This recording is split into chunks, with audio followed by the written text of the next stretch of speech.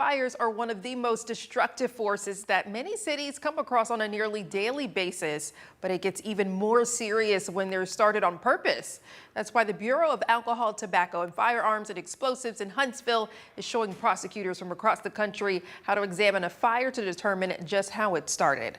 Prosecutors got an inside look at what can start fires, signs of arson, and just how quickly fires can grow out of control. Experts say that's critical for investigators and attorneys to get an idea of what's going on in a case. Fox 54's Caleb Aguayo gets an exclusive look at the importance of the training.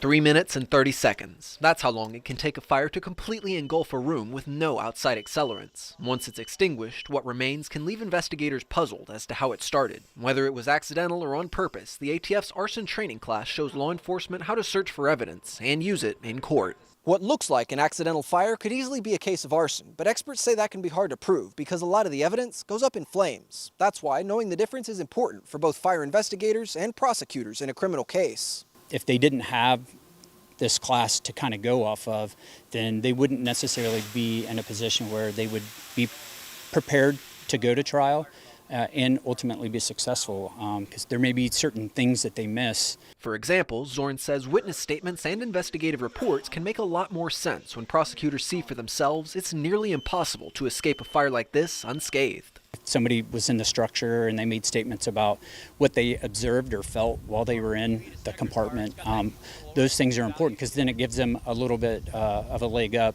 on prosecuting these cases when they really have a good understanding of the terminology that's behind it. And some of the students themselves tell me a class like this shows them how fires can start, what it looks like, and importantly, how it didn't happen. Instead of just going in and saying this fire was caused because gasoline was poured and a match was lit, we have to also show it didn't come from the electrical.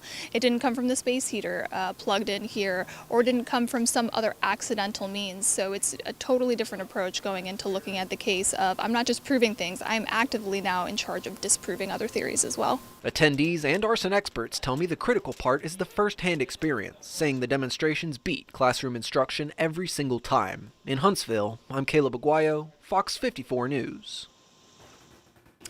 It's a class the ATF hosts about 4 times per year with up to 40 attendees each session.